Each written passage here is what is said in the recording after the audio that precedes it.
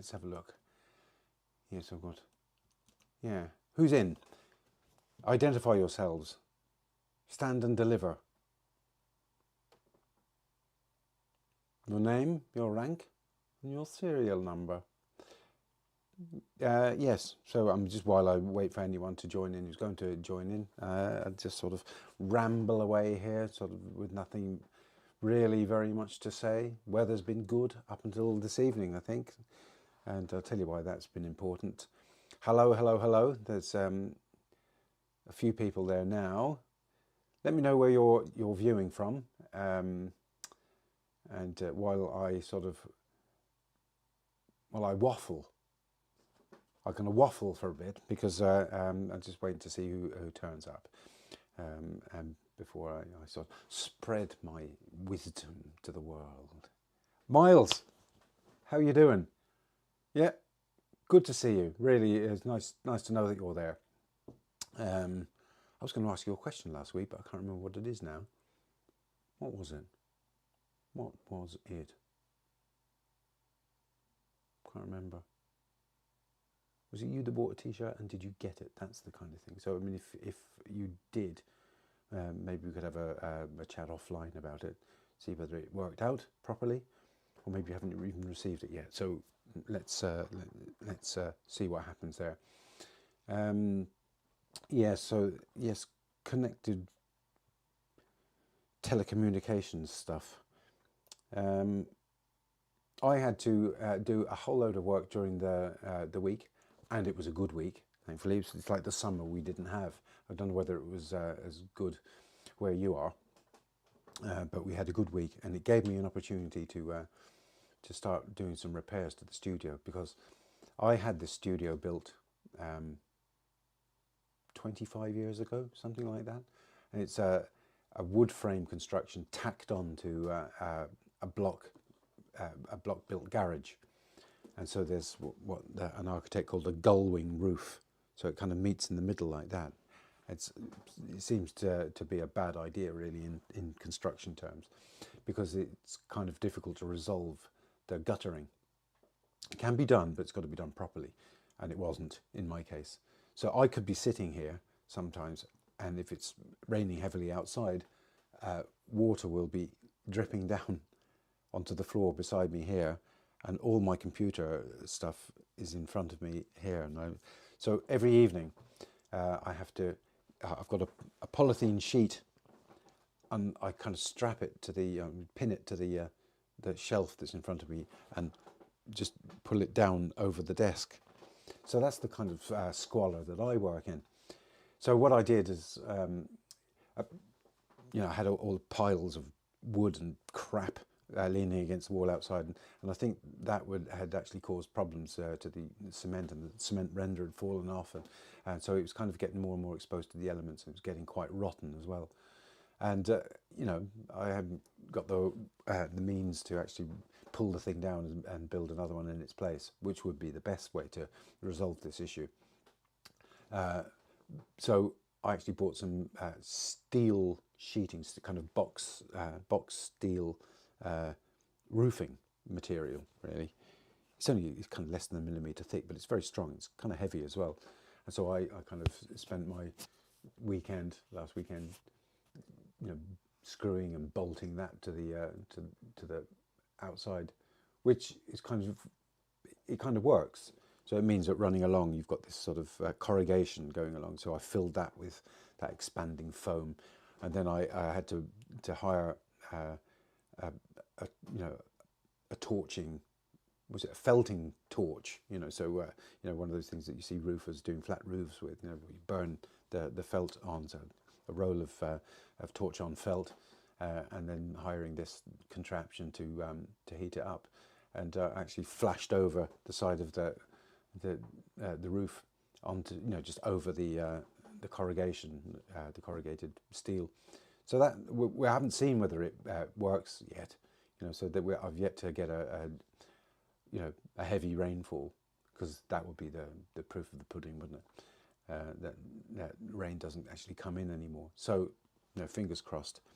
I had an architect friend over, and he kind of went up and had a look, and he he seemed, unless he was just sort of telling me white lies to make me feel better, he said he thought it looked as if it might hold. I'm no roofer or builder, that's for sure. So it's a definite bodge job. So that's that wall directly that I'm looking at right now that has all my electrical points there plugged into as well. So I was, he told me to take down all the shelves as well, just in case it actually did just fall in on top of me. It's really quite sort of far gone. So that's what I was doing during the week. Some more people in the house, so do let me know where you're viewing from, and your names and all that. It's nice to personalise, especially at this stage of my live stream, before I go absolutely global, which is bound to happen, isn't it? It's nice to have this little personal group of early adopters. So yeah, do let me know. And it also kind of helps keep me going, because otherwise I feel like I'm talking into the ether. Waverley. Yeah, I know. Yeah, and the next deluge won't be long in coming. I went down into town just to get something to eat and to see a friend who's got an office there, and it looked very dark on the way back. So I think there is something coming. So who knows? It can't be any worse than it was. I don't think I've made it worse. So yeah, so that's what I was up to. Hey Martin, how are you doing? You're all looking so well, I have to say. Evening all. Who was that? That was Z Cars, wasn't it? Or was it Dixon of Dock Green? Dixon of Dock Green, wasn't it? Evening all. Can't remember the name of that actor. When I lived in Brentford, in West London, I grew up there. They used to shoot a lot of things around there. So I saw an episode of what were they called? Bodie and Doyle, The Professionals, being filmed around one of the streets behind me. And look at that, your shed roof blew off. Yeah. Oh, it'd be great. If you get a studio that you can go to in your back garden, it makes a huge difference. Yeah, Dixon of Dock Green. And I never saw any of that being made, but I saw an episode of Z Cars being filmed in the chip shop down at the bottom of my road. And I was coming back from Scouts in my uniform. I was only about 10, and I had my little A-feeling Scout uniform on, beret, and I walked in, and the guy who played, the Northern Ireland guy, Chris, what was his name? No, it wasn't Chris Ellis, but it was Ellis. It was something Ellis, that actor. Yeah, he kind of turned around, looked at me, he says, "Hey boys, the army's here," and kind of. I got a sort of a reaction from the famous actor. I knew who he was as well. And the other person I met was down at the local flats. They were shooting the Doctor Who, so I got to meet John Pertwee at the time. He was hugely taller. I mean, I was very small anyway, but I just remember, look, and he kind of shook my hand and said, "Pleased to meet you." Dressed up as the Doctor. So yeah, I used to see loads of stuff because Ealing Studios was up the road as well. I presume that had something to do with it, and I saw what was his name, the Carry On guy. What was his name? For that little impersonation, you should get it. What was his name? I just saw him coming out and doing his front garden, so they kind of were all living around there as well. Anyway, yeah, going down memory lane here. So what was I doing? Yeah, I told you that I was going to have an exhibition, didn't I? So, and the exhibition is going to be of all these small paintings. So, just to go through, there's one there. That's down in the country, not far from us, about 30 miles or whatever. This kind of thing. Loads of them. And the point is, I was going to make is that I'm going to call the exhibition Rituals, or Ritual, because that's what this is. It has a kind of a ritualistic element, and it's painting practice really. We can make a nice little exhibition. It'll only be those. And I think I might have one large painting, because people get confused and people think, well, he just does, people are very sort of one-track mind, and they think, oh, that's what he does. He does those small paintings, and then they forget about everything else. And then you do an exhibition of big paintings, and you put small things, and say, well, and that confuses them as well. Or you change styles and do an exhibition of, I don't know, sort of abstract expressionism. Hardly likely with me, but there is something that I want to do that which is not sort of based around still life, but more sort of, I suppose, creative.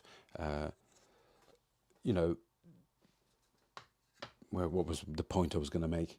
That just people get confused, easily confused, and there's nothing I can do about that.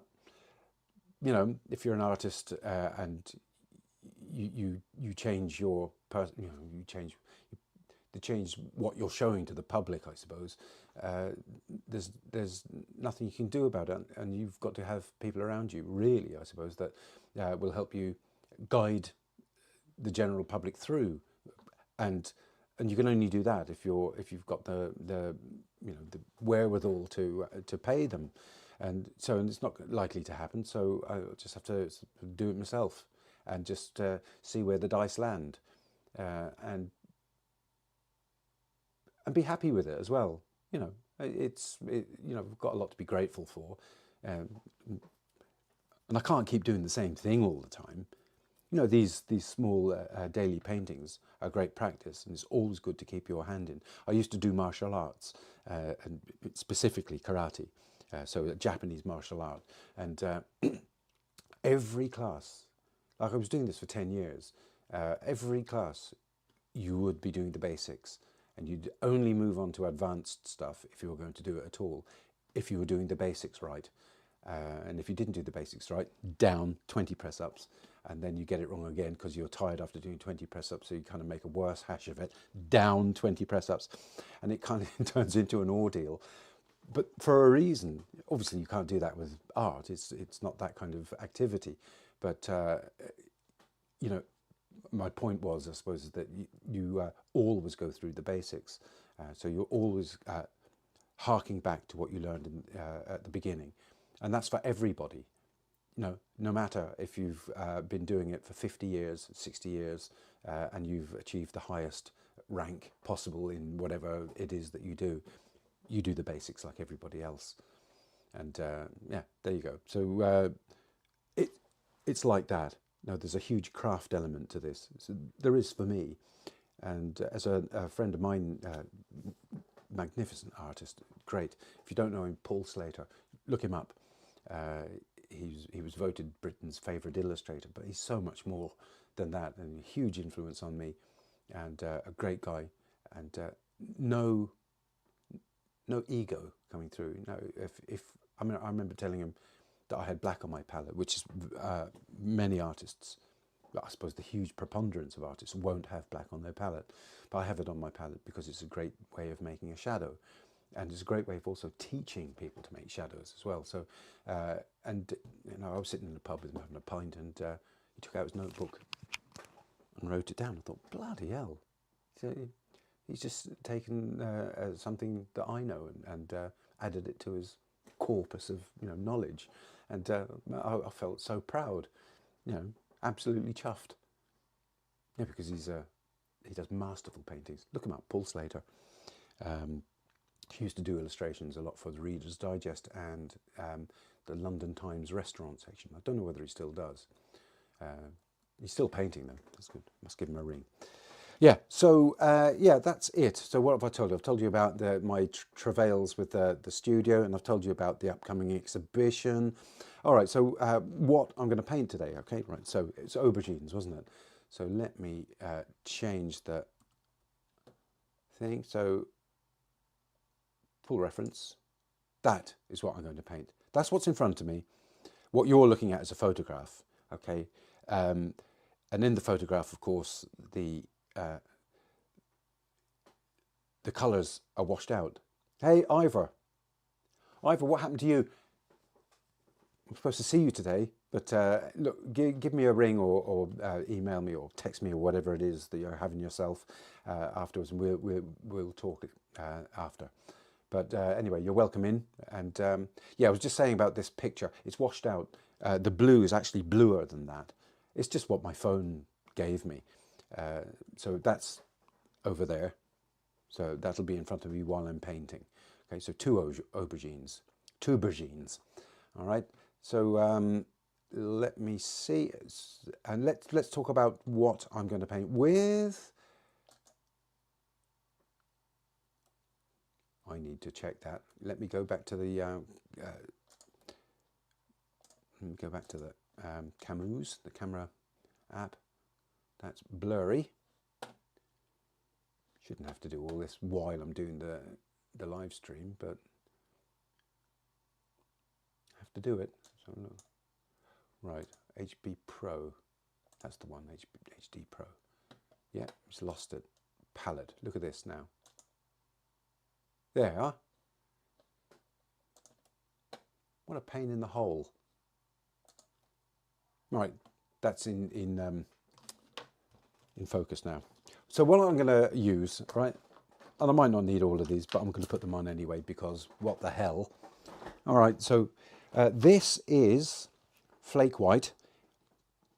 Normally I use titanium white, but this is almost gone, and I've had it a good while, so I'm just gonna use that. Basically, flake white would normally flake white hue. You see, that's important when you see hue. So flake white is this is an imitation lead white. Okay, so it's slightly warmer than titanium white in itself. Okay, the hue just means it's synthetic, so it's not real lead. Thanks be to God. All right, so I think I'm going to use flake white hue. Actually, this one's Winton. No matter, I'll use it anyway. Okay, so flake white. Cadmium yellow, light hue, that's the usual one. I'm going to put yellow ochre on the palette. Permanent rose, that's a usual one. I'm going to put cadmium red deep on, just for the hell of it, for the pig iron, as the saying is in Dublin anyway.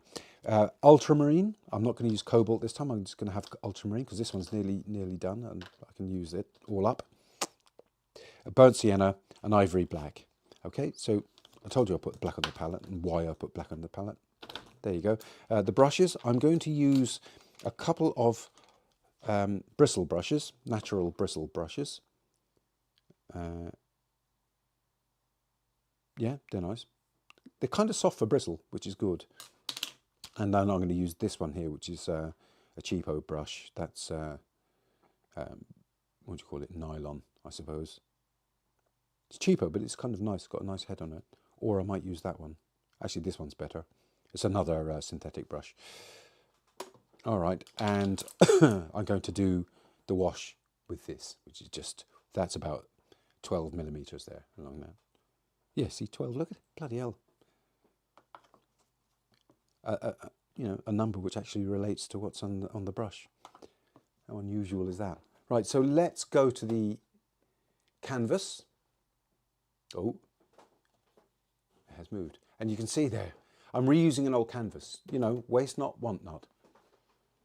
Is that in, is that in focus? Is that in focus? Let me put my test card. Where's my test card? There. Yeah, okay, that's fine. I should have a little girl next to a television, shouldn't I? There. Right, so I am going to put, oh, well, I better put my paints out, hadn't I? So let's put the white out first. There.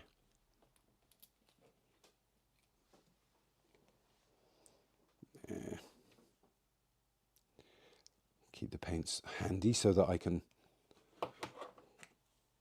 add some if I need it. Cadmium yellow pale hue, yellow ochre,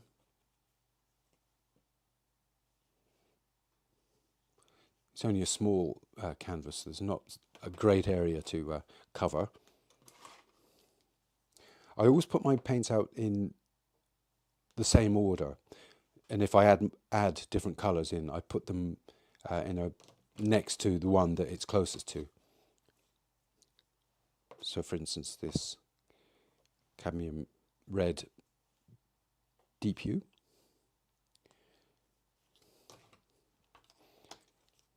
French ultramarine,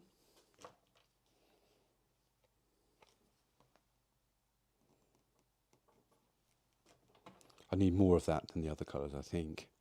I'm trying to guess ahead. A little bit of ivory black, put it there. Don't need much of that. And some burnt sienna for my drawing, my darkest darks, and my wash. Put a bit more. There. Here I have a solvent. And I used to have some oil. There's the oil. There's a bit of oil if I need it. Just there. I might go to it. I might not though. Right, so is everyone sitting comfortably? Let me just turn this so that you can see me. No, you can't see me anyway. What am I talking about? Right, so let's put on the wash over the old painting. What I did is I just got some white and the gunk out at the bottom of the solvent dish and coated over the painting. I have so many of these little paintings and they don't always work. And it sometimes takes me a while before I sort of decide that it's not good enough and I get rid of it then, like that. If there's too much paint on it, well, I might actually burn it, but I salvage them where I can. There. So I've got a toned surface to work from. And do comment. I'm keeping an eye on the comments as I paint. So let me just add in a little bit of blue to some burnt sienna. The funny thing is, it's actually nearly as high as it's wide. Just a little bit higher. So I need to put that wide. And then maybe I'll start it there. Yeah.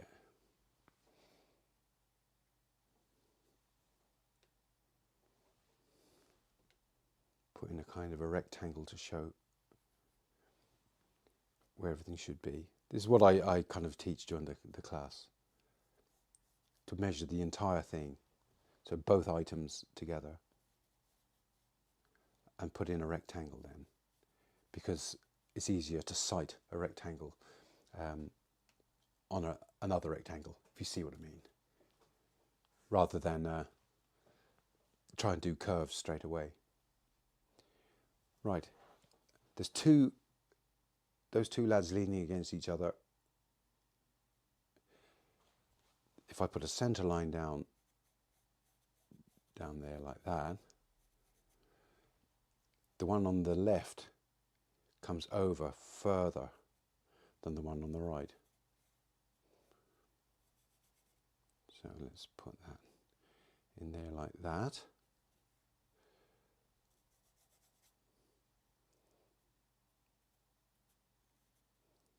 Then the other one.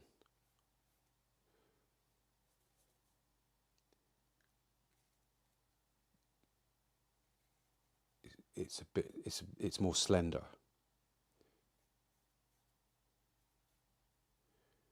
Then you've got that triangle, which is a negative shape.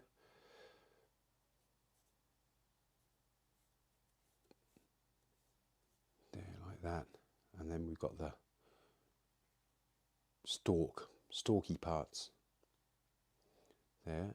And this one's got, you can't see so much of the stalk, and it kind of is tucking its head under that one. And then we've got the horizon, and then I've got them sitting on a block of wood. You know, it's like a 2x, what's that? Oh, maybe a sort of a 2x4 or something like that. Now the shadow coming off there like that, and then there's a shadow here. I've got a spotlight on it, by the way, just to let you know. I've got a spotlight hanging off the shelf, and that can go off there like that. Okay, that'll do. It's all very dark. Right, so I've got my drawing in. I've got all the salient points in. My brights are there and there, there and there. My darkest darks really sort of in there, I think, down there, and even running down the edge down there. They're the darkest darks. Okay. Right, so let's actually put in some dark. So blue, ultramarine plus burnt sienna.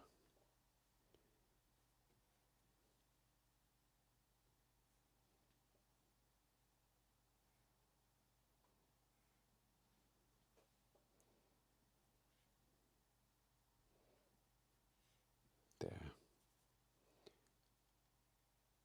Up there.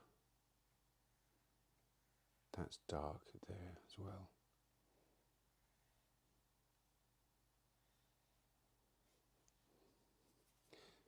Okay, and then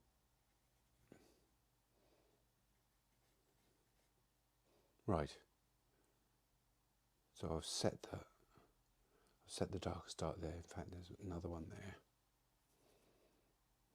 Sorry, I just hit some black there. I didn't want black into it. Okay. Up there, like that. Right. I know where everything is now, so I'm going to, I think I'm going to put in some greens for that, those stalks. So a bit of yellow ochre, a bit of blue, and a bit of the bright yellow actually. Let's make a couple of greens there. That's a brighter one there. Okay, and then I'm going to make a shadow version of it by adding a little bit of black.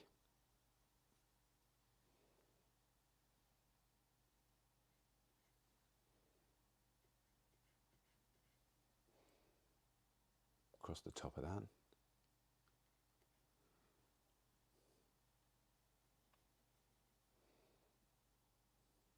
Right, and then get the brighter green.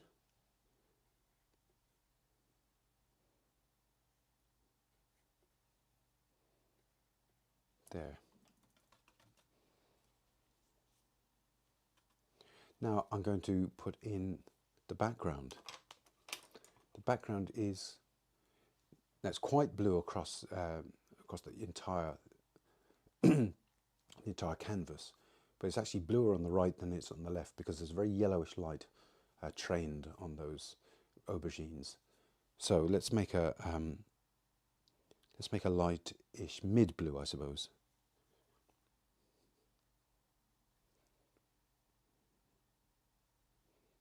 Mid-blue. Slight bit of red into it. And a bit of yellow, because it's even picking up yellow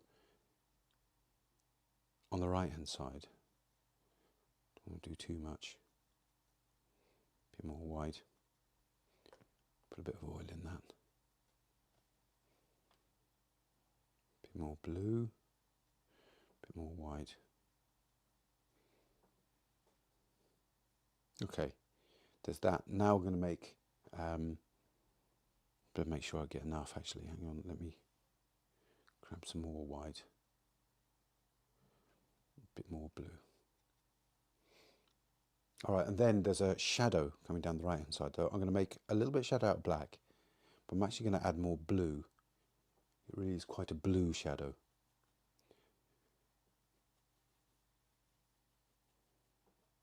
But I'm going to put a bit of red into it as well. And I'm going to put the shadow in first.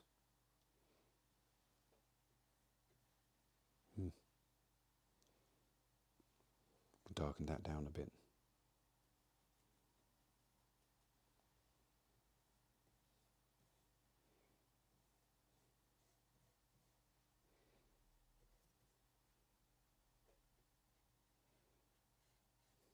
There.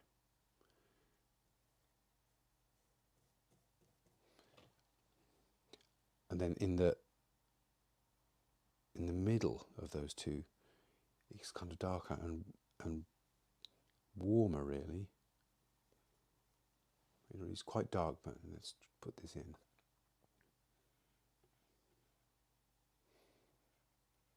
I can still see the wooden platform that it's on as well.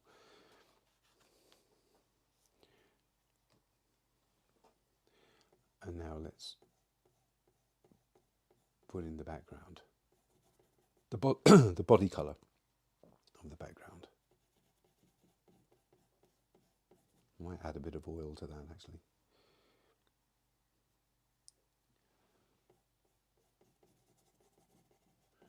Just a big block.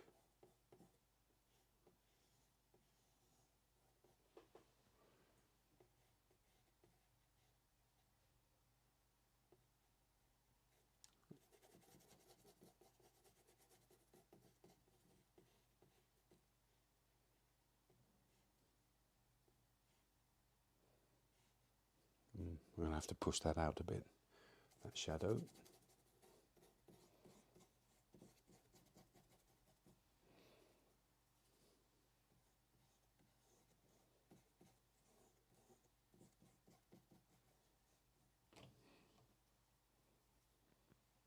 Push that out.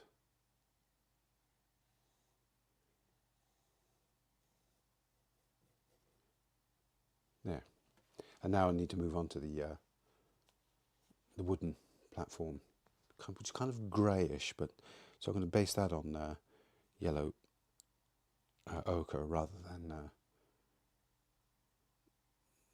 the bright yellow. I add a little bit of blue into it, and a touch of the cadmium red and more white.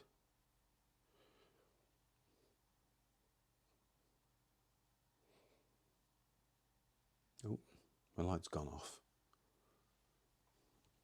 Just give me a second here. Give me a moment. I'm just going to give it some power.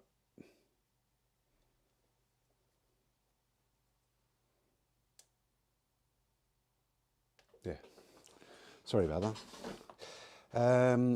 Oh yeah, what I was doing was this part, wasn't it? So let me put that in there just to see if it's, you can hardly see it making a difference. So I'm going to make the shadow of it by putting some black and a bit of blue into it for the shadow being cast by the aubergines.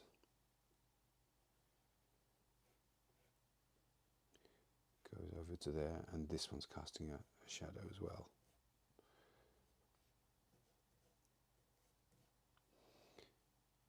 And I might put that in there. I can go over that.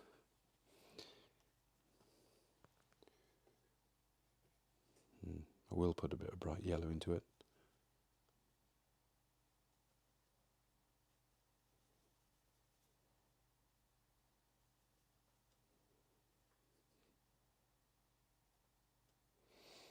Okay. That in there, come around here.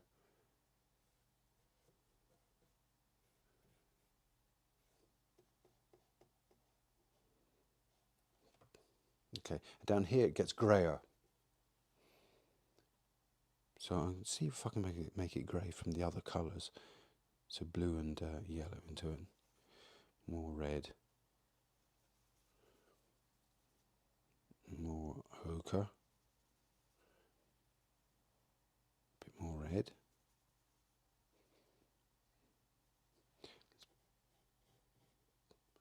It's just turning away from the light there slightly.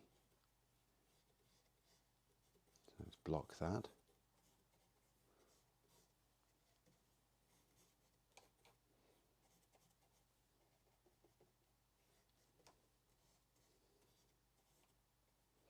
There you go. And now into the aubergines themselves. Okay, so slightly bluish, purpley colour, especially at the bottom of them. So blue and red.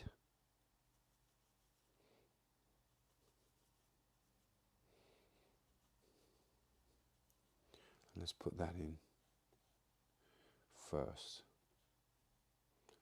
Along there.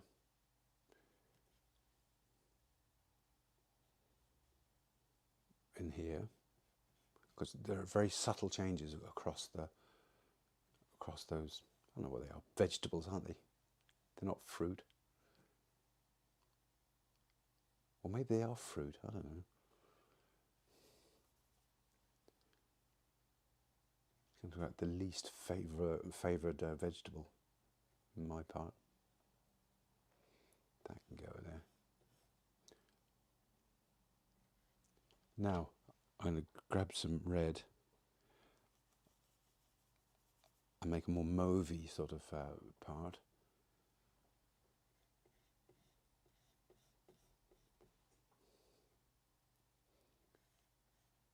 So it's a more reddish version of that. It really is quite dark. Put some more red in. I'm going to add in a little bit of yellow to it.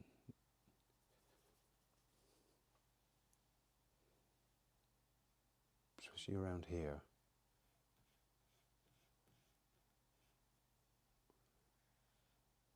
Up there.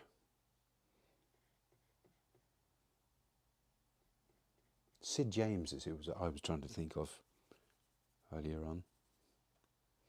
Now, it gets more subtle now. I'm going to put some more brighter yellow into some of this. Make sure I've got enough. Get some more. Put brighter yellow into it now.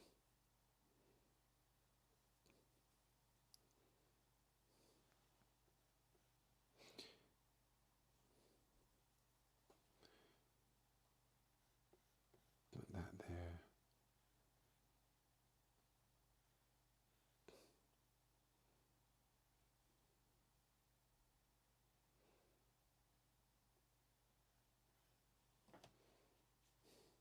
More yellow again,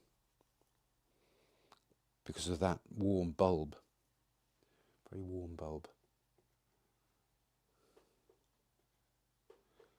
Up there, down there, and same here.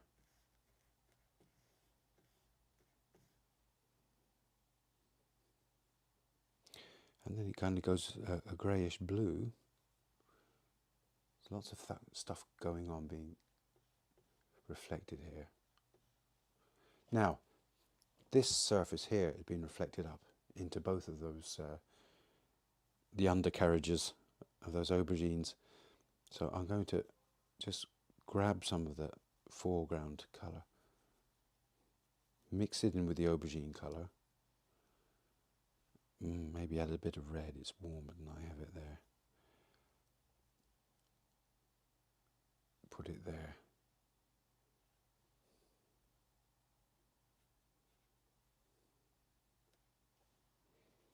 And similarly here.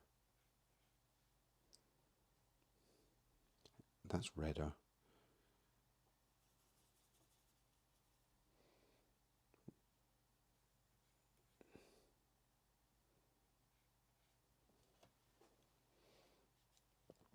Now, this side of that aubergine is reflecting some of the blue. So I'm going to grab some of that blue that I made and bring it over here. Mix it with the aubergine colour. and bring it down the side.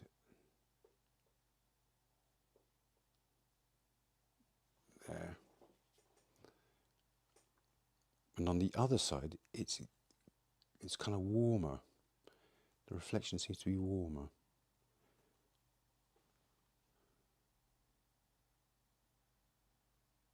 Put that in there like that. Just a stroke. I don't want to sort of overdo that part there. And it's warmer here as well.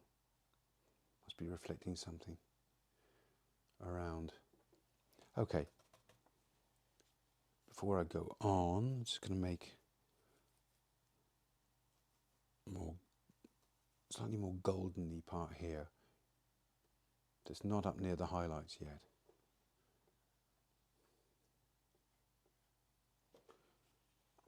Now, what I do need to do is push that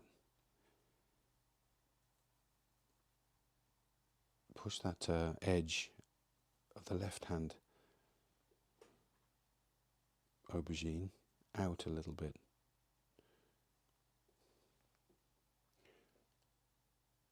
It's the plumper of the two. Yeah, there. Now, to the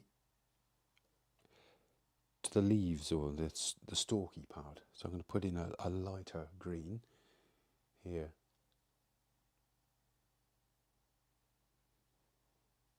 And here.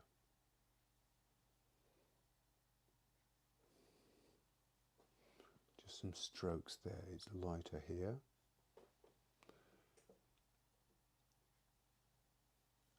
And up the top there. Might have to change brushes soon. Starting to get a little bit too difficult to get down into details. Let's grab some red, put it into that green.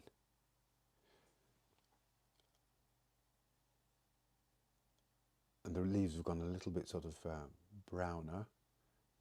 They've been hanging around a while.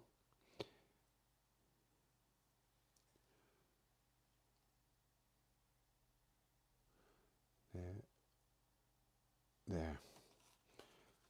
Now I'm going to move on again. So I'm going to go back to the background because I want to do something with the background.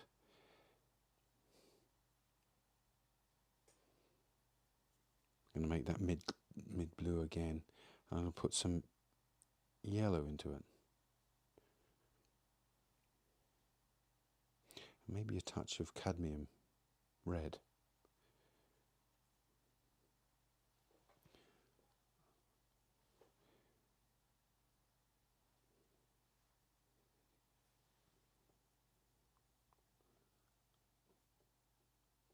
And that means I can start sculpting the edge of that aubergine back. That really does go quite yellow as it's approaching the aubergine on the left. And that means I can shape that, sculpt that down.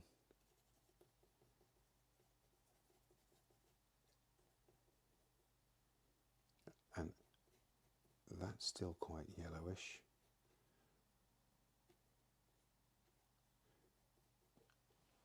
And as it goes over to the right, it's slightly warmer, so it's if there's a little bit of red in there, put a bit of cadmium red deep hue in there as it comes over to the right.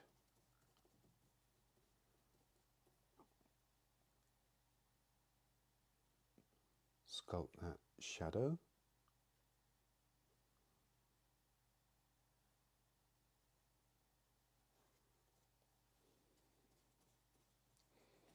Back to the foreground.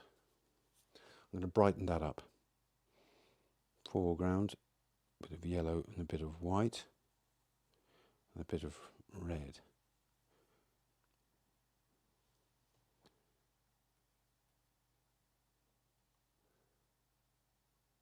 Sculpt that shadow.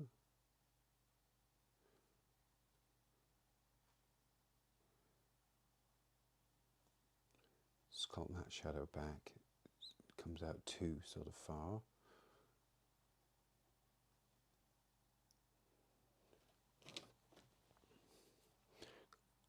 grab some of that, reflect it under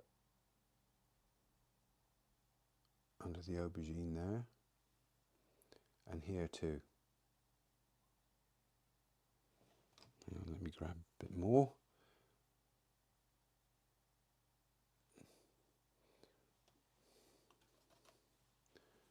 Now, as that goes over there, it gets greyer and greener, so I'm going to put a bit more blue into it, into that wood colour. Put some description in there, and also I can use the same tone underneath.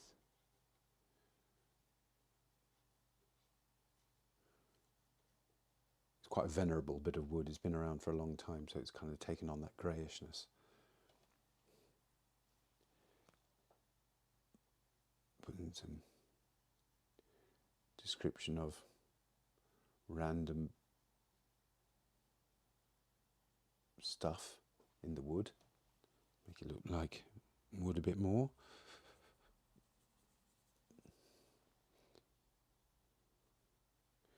Emphasize that the light is coming from the left hand side, and also down here.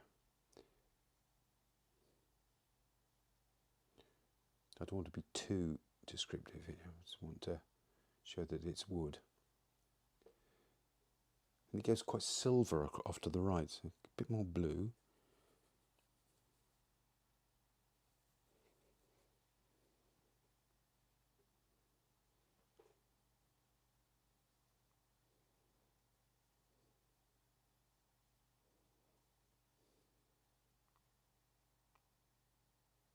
There. Okay. There's an orangey colour, that's interesting, underneath the left-hand aubergine.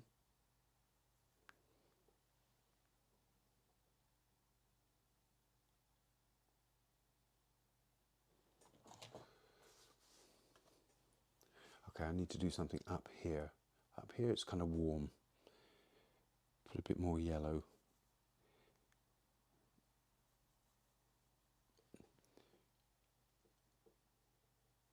Up there. And I don't want to paint the whole thing sort of as in kind of vertical lines in the direction that the aubergine is, if you see what I mean. I want to also paint across.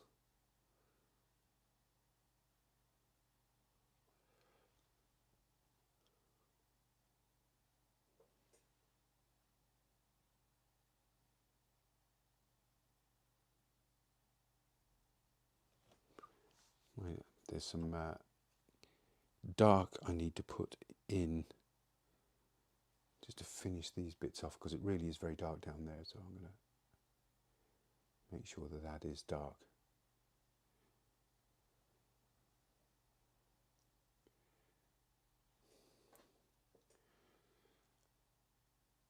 There's a dark there. I need to sculpt that part here a bit better.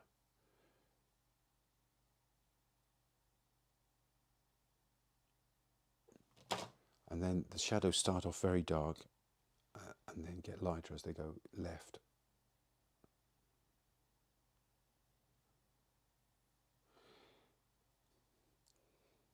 And here too.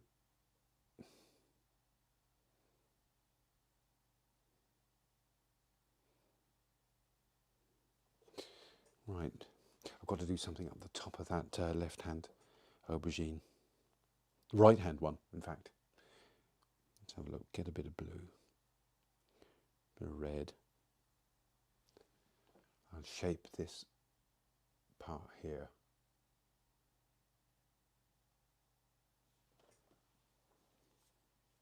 And the same on the left-hand one. Push that up a bit. Now there is a dark in between the two at the stalk level. We'll try some blue and yellow ochre. shape that there.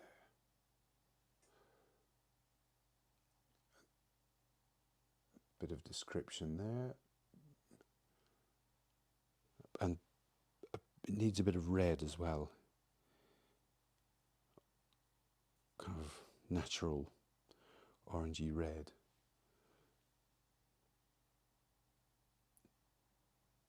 Up there, and of course at the top of that one. There. Across the shoulder there.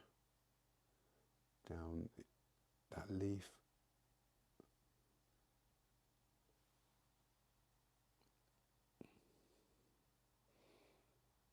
Just grab a light and see if I can sort of put a wisp there, another wisp there. I can always sort of cut that back with the tone on the outside there and there. So now I want to do something more with that shadow again, off to the right. So blue, needs a bit of yellow into it as well actually, and a bit of red.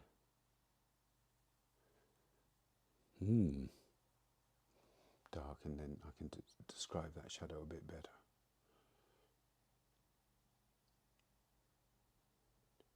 It comes out there a wee bit and down.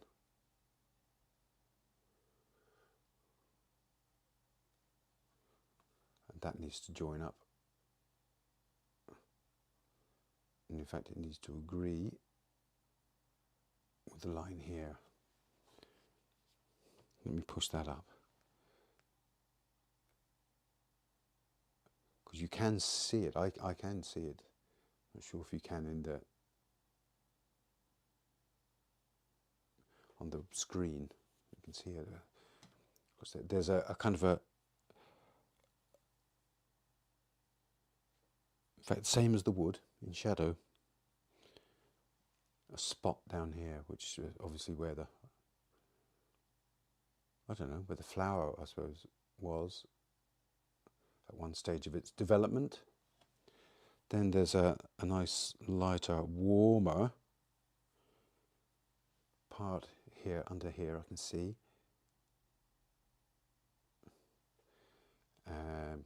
And that actually does correspond to that, so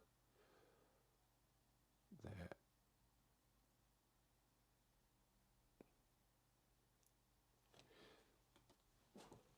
And now I'm going to try the highlights. So there's for me it's warm. So there's a yellow, red and white, but more yellow. I think I'll actually dull it down with a bit of yellow ochre. It goes across. And I might actually sort of mix it.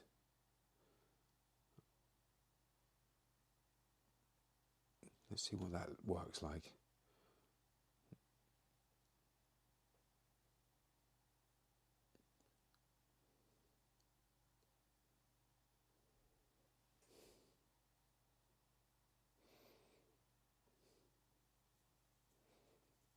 And a bit of red to it.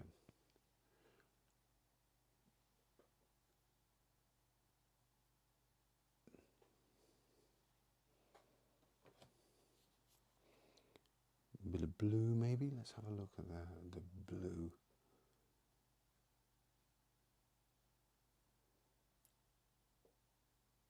Yeah, there's a cold highlight here, or a cold light, I should say. Is there one on this side? There is, yeah, because that's actually reflecting some of the blue that it's next to as well, along there.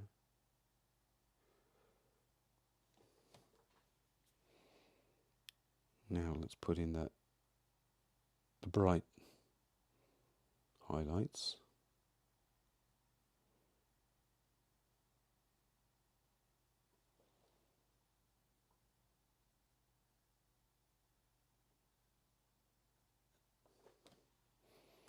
And here too. This one goes here.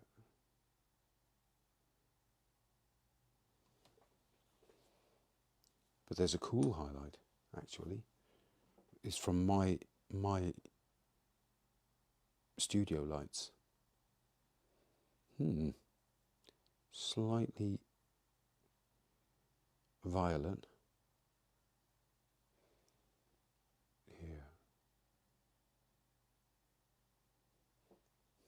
and this one too. I'm going to put a bit more red into it. Just have that coming out there like that.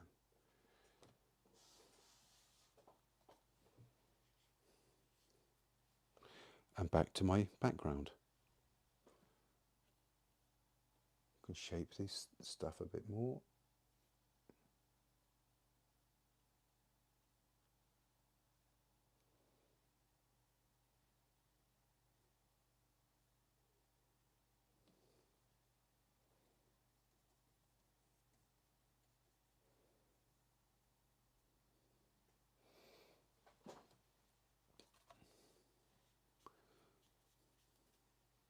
I need a bit more dark, bluish aubergine colour for here.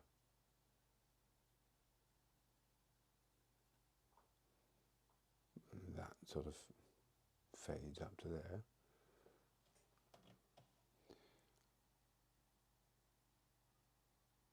Push that around.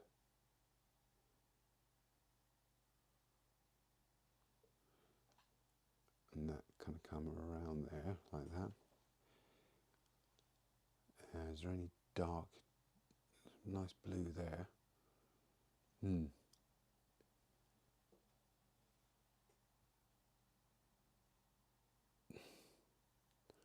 of putting in subtleties now.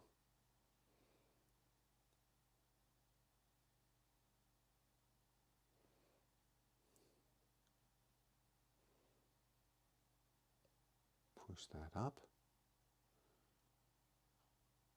Push that up. That can come around. I need a darker dark than I have it in between those two. Put a little bit of black into that just to darken it down again.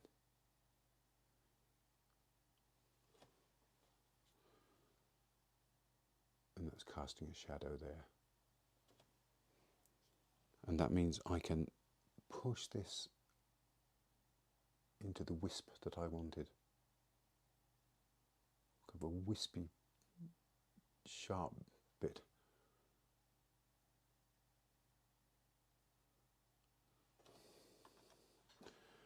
And I want to lighten up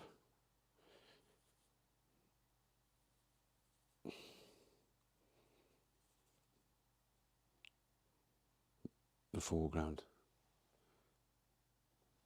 in front of the left-hand aubergine more than the other one, just to give it a little bit of depth.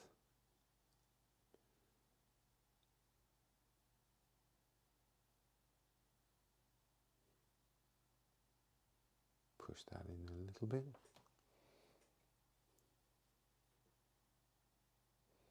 I like the texture that these brushes give.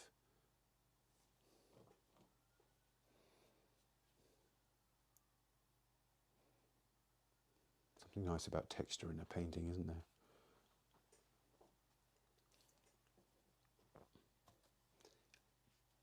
Yes. Do you know what I might do? I might actually embluen. Remember that episode of The Simpsons where they were talking about embiggening people? But I'm going to embluen the shadow just to see what happens here. It seems to go lighter and more intense just in there. I don't know why.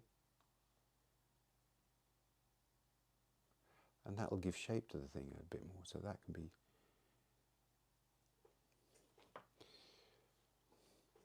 And I can bring that down a wee bit there, look.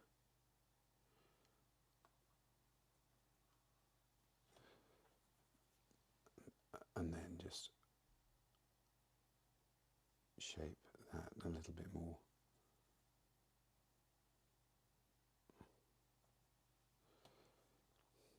Is that actually straight, or is that, do they all agree? No. It has to come down a touch. Now do they agree? Yes, more like that. It doesn't have to be obvious.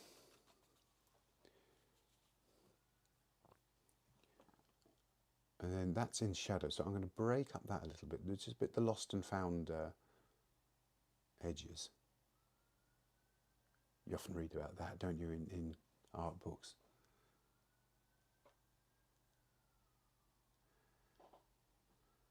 It would look good in fauve style, yeah.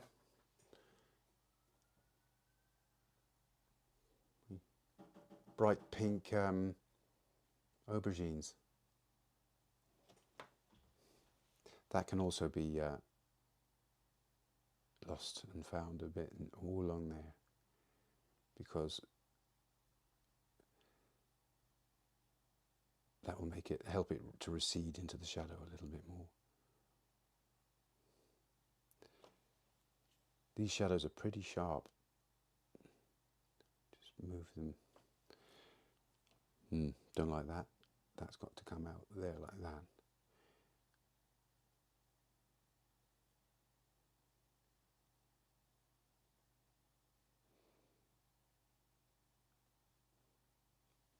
And actually that shadow gets darker,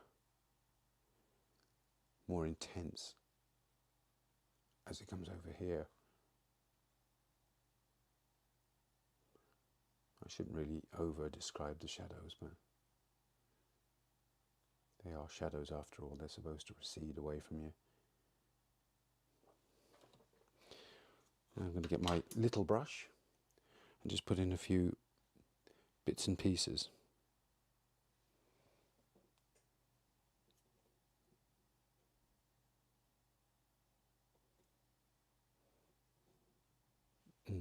Light green.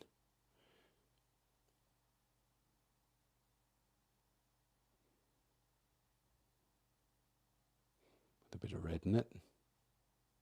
Make it more natural and lighter.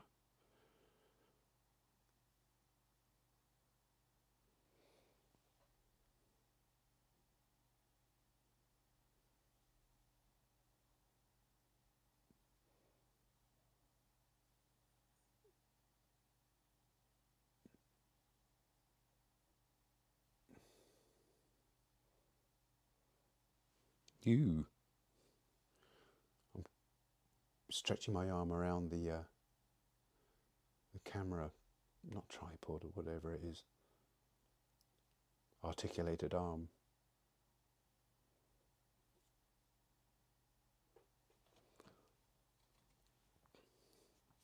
Now, just going to grab some light. Where am I?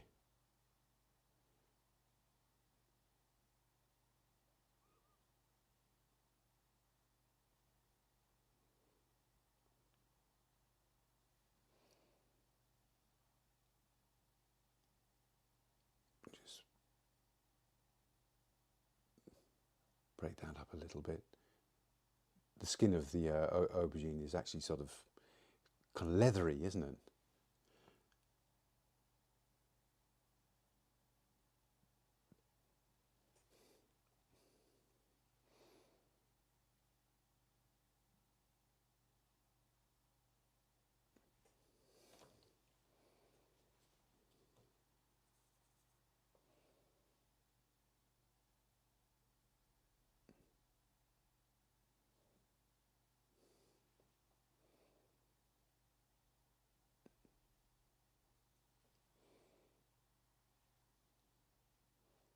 I keep seeing new things as, as I go on. I'm going to have to stop. Yeah. Push that across there.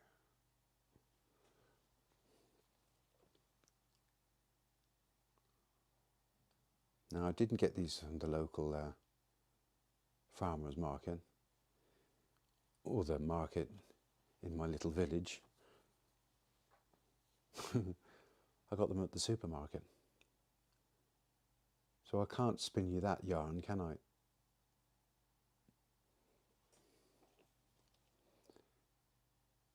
Oh yes, they're organic, and they're, you know, the last two aubergines of the season in Dublin. You'd be lucky if you even got a plant to grow an aubergine around here, I can tell you that. Maybe I'm wrong. I'm not such a great gardener. We had a terrible summer. Right.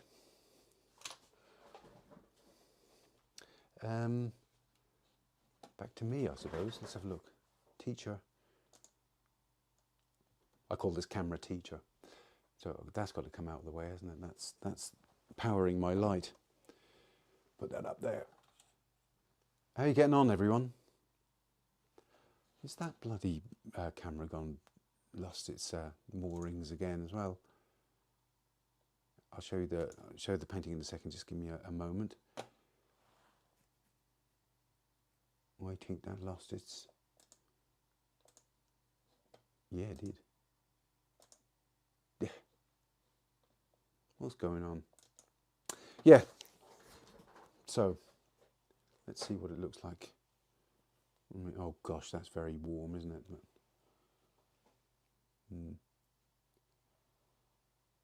That's very warm version, kind of a bit yellowish. It's not like that. Let's have a look. Let me bring that thing up again and see if I can change it on the fly, just so you can see what's going on. HD Pro webcam. Is that the one? Yes, it is. It's the white balance is probably wrong. Let's have a look. So that's all yellowy.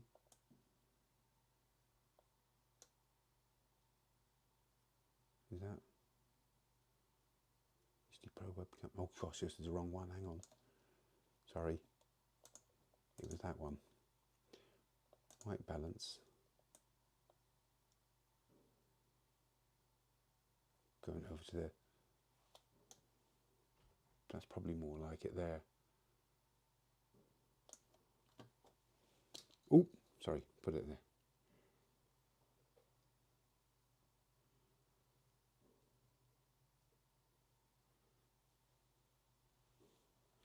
Was that 40 minutes?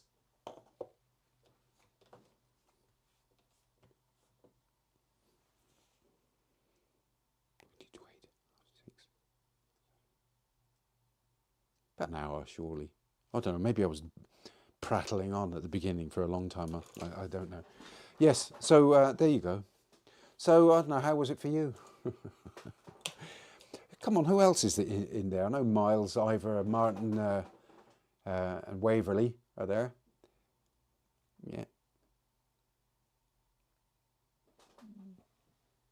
Yeah.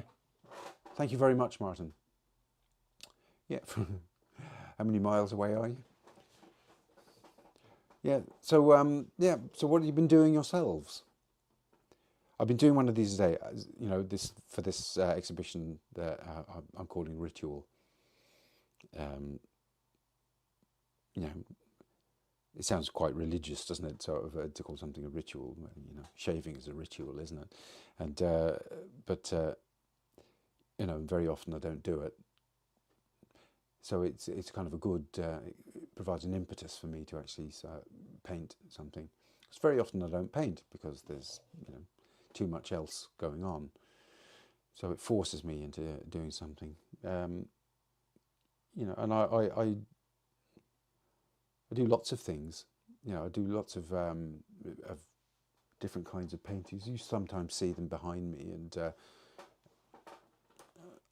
and I'll tell you what I like doing, which I think is fun, and I think it's probably a good thing to do. You don't have to do it yourselves, but I'll show you. Hang on, well, I'm not tethered, am I? No.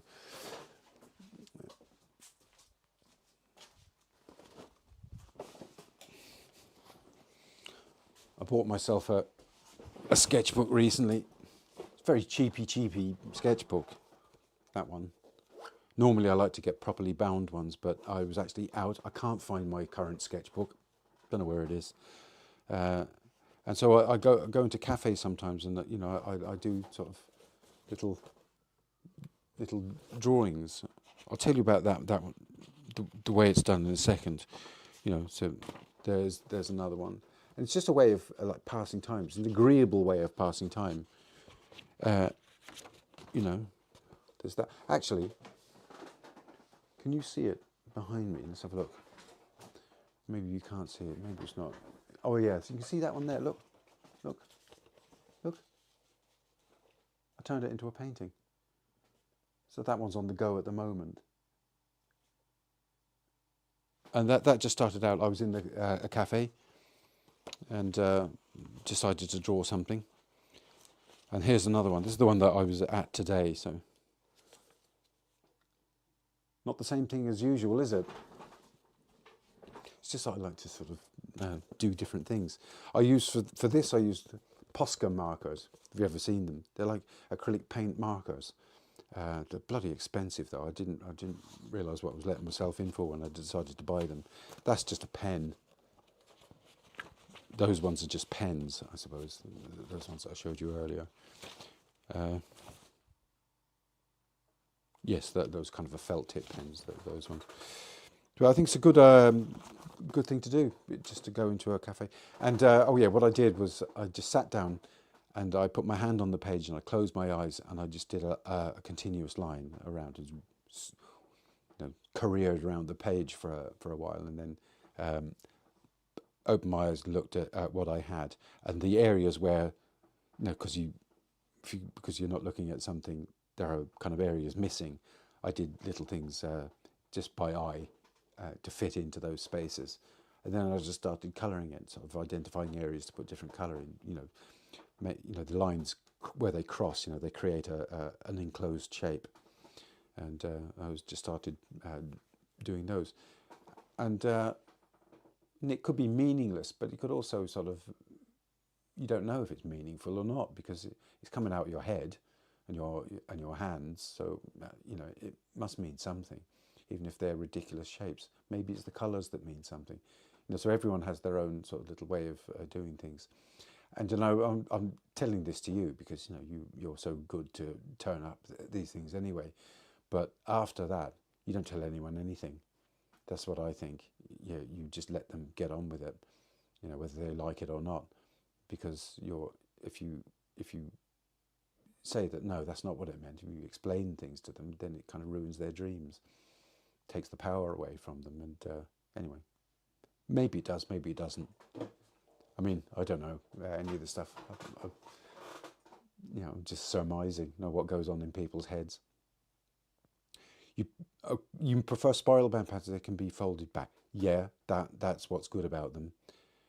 You like the abstract style. Well, that's really nice to hear, because some people just go silent when I show them.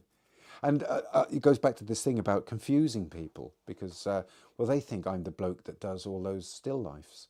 And then there are other people who say, oh, he's the bloke that does those paintings of nurses or whatever it is, that they've seen. And then they see something else and they kind of, you can see the fuses are starting to overload. But, you just got to do these things, don't you? And get on with it. Well, I do appreciate you saying that. Thank you very much. But, as usual, like the old karate, you go back to the basics all the time. Because whatever it is, it's kind of useful and helpful, I think. It keeps you grounded. I always found it bizarre that Francis Bacon painted on the reverse of the canvas, on the unprepared side, and used house paints and everything. And I do often wonder whether, did he ever sort of have any grounding in painting, or was it all just sort of, him kvetching his feelings out onto canvas? there's no doubt that he was an artist. I just don't know anything more very much about the story behind the craft side of his work, I suppose. You know, because you could say that the reason why you have gesso on canvas and things like that is because it makes the painting last longer. So what's going to happen with all these paintings? Already there's an Irish artist called Sean Scully, and he was, I think, it was going to, I don't know whether it ever happened, but he was going to be taken to court by, I think, the one of the galleries in New York, no, municipal gallery, sort of a kind of a state gallery, because the paint was starting to sort of come away from the canvas because there's so much of it, and you know how well prepared was the canvas, and you know they spent millions on these things, and then they start to come away from the canvas. Makes me laugh. Anyway, hang on, let's have a look. Would I demonstrate my abstract style? Do you mean the thing, the type of stuff that I just showed you? Yeah, I would, because would it be? I've been doing them in acrylics, so it would be in acrylics, I think. It could be in oils actually. Yeah, I don't see why it should be. Let me think about that. But I mean, if you want me to do that next week, that's what I'll do. It's great to have ideas because I often don't. Am I going to bore you to tears with these little paintings of things? It's the same in the classes. Here we go. Waverley, you're a very bad man, I think. I'd say he has some very odd aubergines too, yeah. Bless him. Actually, I had a student for a while from London. Got talking to him because I was born in London, although he said that's not London, Brentford. You know, it's too far out for him because he was from Bethnal Green, and he said that he was a journalist actually, and he said that on a few occasions he sort of he got Francis Bacon home out to a studio and just shoved him up these stairs, and I don't think anything else went on. At least I hope not. And yeah. All these blokes from Bethnal Green, you don't know what they're at, do you? Bizarre place. Yeah, okay. So, I mean, is there anything else on your minds or whatever? And I mean, all suggestions are I hear them out because it is it does help me to get these things going, And if I feel I can do it, I will do it. One of my next jobs is to make a video about why people's paintings end up muddy. But that won't be a live stream. That will be a prepared video, and that'll just go up with the rest of them on my video playlists. So yeah, that's another thing. So I mean, all ideas very, very welcome. I hope the weather stays good where you lot are. If you want to help me making these videos, please use the $sign underneath the chat box, or you can buy me a coffee. I'll drink a little coffee in your honour, and I like my coffee. So yeah, there's a couple of ways. Or if you felt the urge, you can even buy a T-shirt underneath this video. So well, I'll let you get on with it. You can see for yourself. There's 4 or 5 things. There's even a book on 10 steps to start any painting underneath, and a book on my palette. That's one more thing that we were discussing this week, just before I go, is that I've got permanent rows on my palette because my palette's supposed to emulate the 4-color printing process, which is cyan, yellow, magenta, and black. Magenta is a kind of a pink, and cyan is kind of a greeny, mid-toned blue, and it doesn't look like it will work, but to mix magenta and process yellow, they call them the process colors, the printing process colors. If you mix the yellow and the magenta together, you get this cadmium red like red, and if you mix the blue and the yellow together, you get a very bright green. So, and then my palette is supposed to to emulate that, and it kind of does. But the thing on my palette that I like the least is permanent rose. So I'm on the lookout for a replacement. The problem with permanent rose is it's transparent, and sometimes it can be frustrating to get a really deep fire engine red and have it cover whatever it is you're painting. So I was looking at, somebody brought in, but it was a different brand called Rubine Red. So I'm going to have a look at that, see if that works as well. But I'm not even sure if Rubine Red is transparent or not. I want it. Cadmium Red, you see, is opaque. And I don't know whether Rubine Red is. I have to go and research that. So that's another thing to occupy me during the coming week.